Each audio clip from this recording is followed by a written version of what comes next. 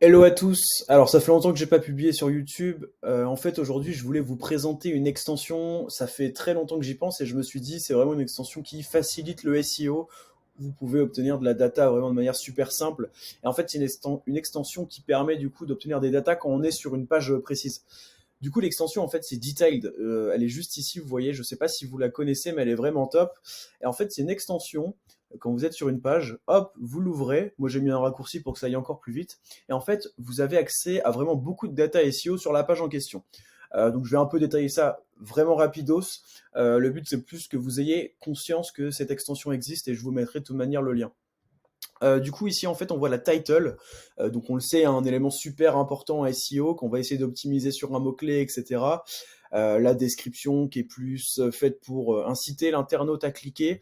L'URL, du coup, en question. Et la canonical, donc si elle est canonisée sur elle-même, comme là c'est le cas, ou sur une autre URL, auquel cas ça pourrait poser problème. Ici, du coup, on a les instructions données aux robots, donc les robots tags. Donc tout ce qui est noindex, si une page est en noindex, on va le voir ici directement. On a ici un compteur de mots. Alors là, je précise, le compteur n'est pas 100% fiable. Avec des amis, on a fait des tests avec d'autres outils, on n'obtient pas les mêmes choses à chaque fois. Donc peut-être pas s'y fier à 100%, mais en tout cas, c'est quand même un bon indicateur, hein. Généralement, quand une page a beaucoup, beaucoup de mots, ça va ressortir ici. La langue qui est déclarée et globalement des petites stats ici sur le nombre de HN, d'images, de liens, etc.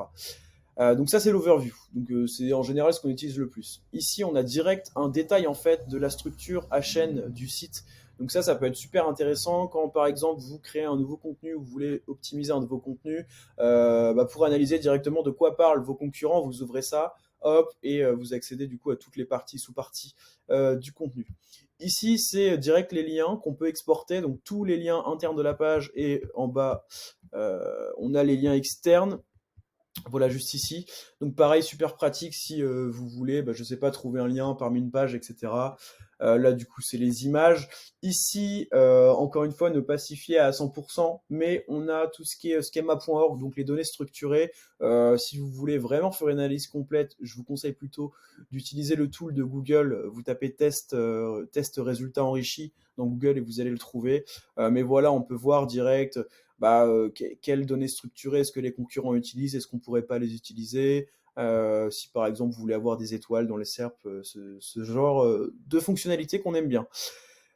Niveau social, ça honnêtement, je pense que c'est plus...